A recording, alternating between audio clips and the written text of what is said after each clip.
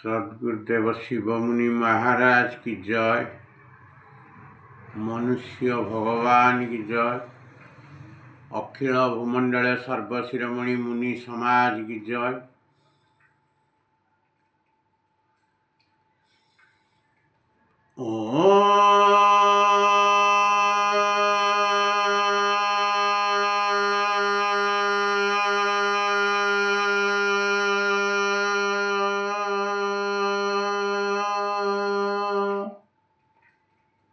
मु आज सर्वप्रथमे आत्मदेवंकर स्तुति करी आत्मज्ञान विषय किछि कहवाकू जाउछि।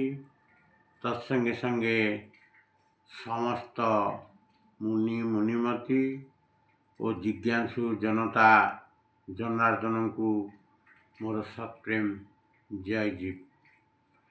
आज आमे योग विज्ञान विषय आलोचना करिवा। संसार रे जो नियम रही ताहा अटल एवं अचल।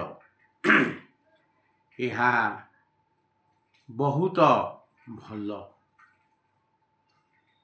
यही गोटे तत्व को जानी मनुष्य निश्चिंत निर्भय निशंक और आनंदमय हुई विचरण करे।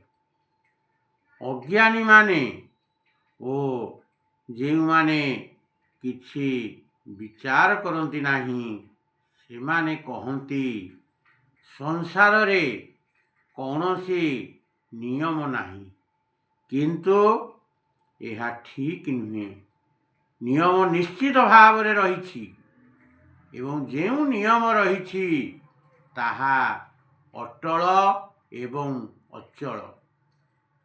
मतवादी मानकर मतवादी भगवान जदि थांते तेबे ही नियम को टाली पारिबे नहीं बा टाली पारंते नहीं। प्रति वर्ष बा प्रति 3 वर्ष परे अर्थात प्रति तृतीय वर्ष मे मासर 20 तारिखर सूर्य उदय समय 5:21। मतवादी ईश्वर चाहिए यही दिनर सूर्य उदय समय आदौ घुंचाई पारिबे नहीं। यह मध्य अटल ओ अचल। सूर्य उदय यथा समय अवश्य हुए। आपण जेभली भाव रे गहम जमीरे बुणिछंती गहमरू अवश्य आपण गहम बुणी गहम पाइबे।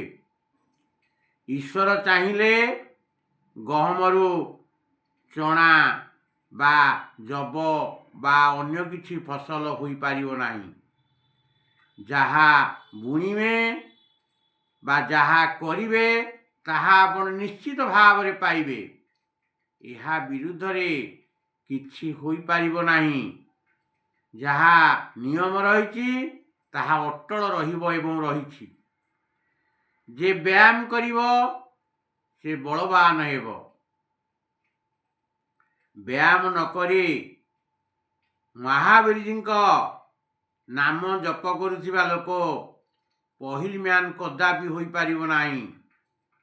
तेंतुली गछरे आंब फली पारिबो नाही।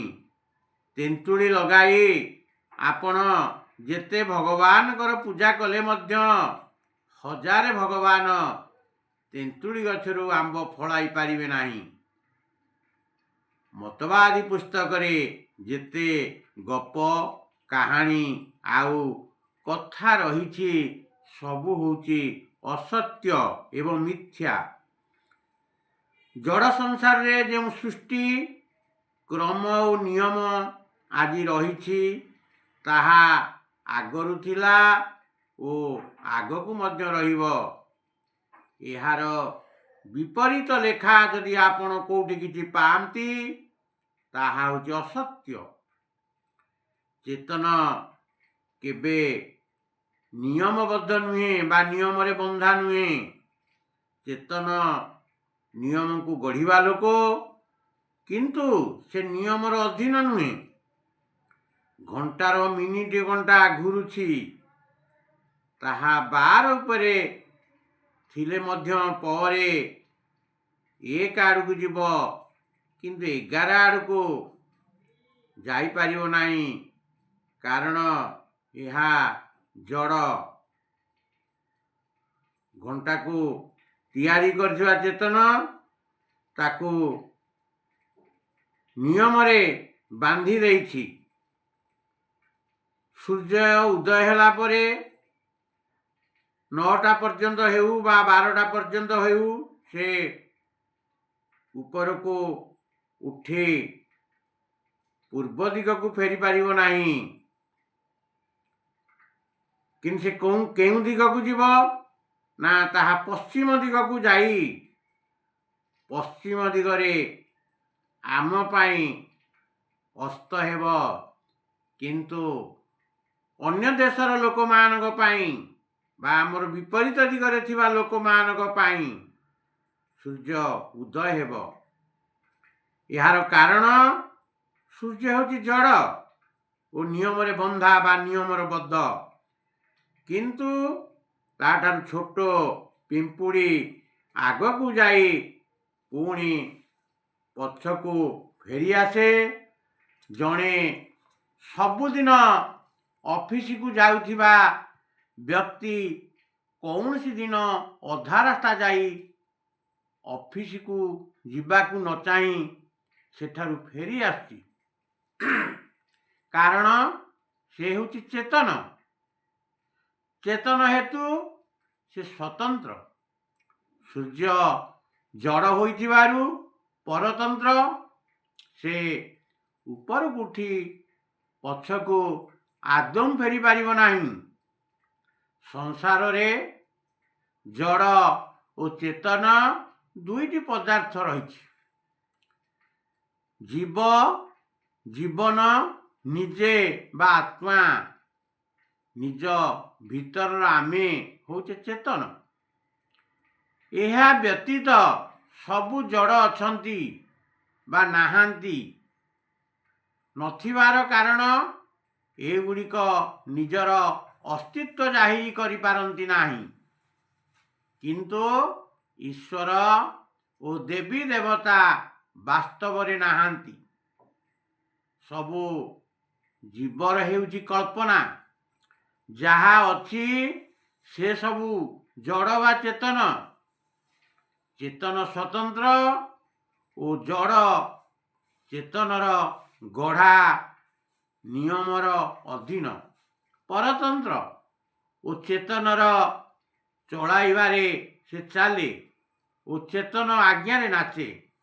ଏତେ ବଡ଼ ସୂର୍ଯ୍ୟ ଉଦୟ ହୋଇ ଆମେ ତା ଆଗରେ ଠିଆ ହେଲେ ଯଦି ସେ ଚାହେଁ ଆମ ଆଗରୁ ସେ ଘୁଞ୍ଚି ଯାଇପାରିବ ନାହିଁ। କିନ୍ତୁ ମନୁଷ୍ୟ ଚେତନ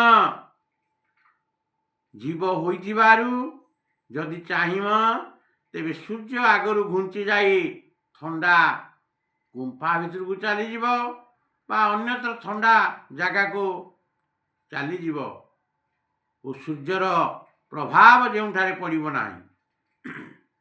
ମନୁଷ୍ୟ ଚାହିଁଲେ ଏତେ ବଡ଼ ଜଡ଼ ସଂସାରକୁ ଭୋଗିପାରେ। ଚାହିଁଲେ ମନକୁ କାଢ଼ି ନେଇ ଆତ୍ମସ୍ଥ ହୋଇ ଏଥିରୁ ଅଲଗା ହୋଇପାରେ। ଏହା ହେଉଛି ମୁନି ସମାଜର ଜ୍ଞାନ। କିନ୍ତୁ ସଂସାର କିଛି କରିପାରେ ନାହିଁ। ଜଡ଼ ସଂସାରର କୌଣସି ଜଡ଼ ପଦାର୍ଥ ଚେତନ ବା ଜୀବକୁ ବନ୍ଧନରେ ପକାଇ ପାରେ ନାହିଁ। ଗୋଟିଏ ବି ଘର ମନୁଷ୍ୟକୁ ନିଜ ଭିତରକୁ ଜବରଦସ୍ତି ନେଇପାରେ ନାହିଁ। କିନ୍ତୁ ମନୁଷ୍ୟ ଯେବେ ଚାହିଁବ ସେହି ଘର ଭିତରକୁ ଯାଇପାରେ ଏବଂ ଯଦି ନ ଚାହିଁବ ତା ଭିତରକୁ ବାହାରିପାରେ। ବଡ଼ ବଡ଼ ଇଞ୍ଜିନ୍ ଓ ମଟର କୌଣସି କାମ ନିଜକୁ ନିଜେ କରିପାରନ୍ତି ନାହିଁ ଯେ ପର୍ଯ୍ୟନ୍ତ ଚେତନ ତାକୁ ନ ଚଳାଇଛି। କିନ୍ତୁ ଆମେ ଭାବୁ କ'ଣ ନା ବଡ଼ ବଡ଼ ଇଞ୍ଜିନ୍ ଏବଂ ମଟର ଆମଠାରୁ ଶକ୍ତିଶାଳୀ, କିନ୍ତୁ ପ୍ରକୃତରେ ଶକ୍ତିଶାଳୀ ହେଉଛି ମନୁଷ୍ୟ। ଏ ହେଉଛି ମୁନି ସମାଜର ଜ୍ଞାନ ବା ଆତ୍ମଜ୍ଞାନ। ଏଇ ଆତ୍ମଜ୍ଞାନକୁ ଜାଣିଲେ ଆପଣଙ୍କର ଜୀବନ ପଥ ଉନ୍ନତମୟ ହେବ। ମୁଁ ଏତିକି କହି ମୋର ସତ୍ସଙ୍ଗକୁ ସମାପ୍ତ କରୁଛି। ସମସ୍ତଙ୍କୁ ମୋର ସତ୍ପ୍ରେମ। ଜୟ ଜୀବ, ଜୟ ଜୀବ, ଜୟ ଜୀବ।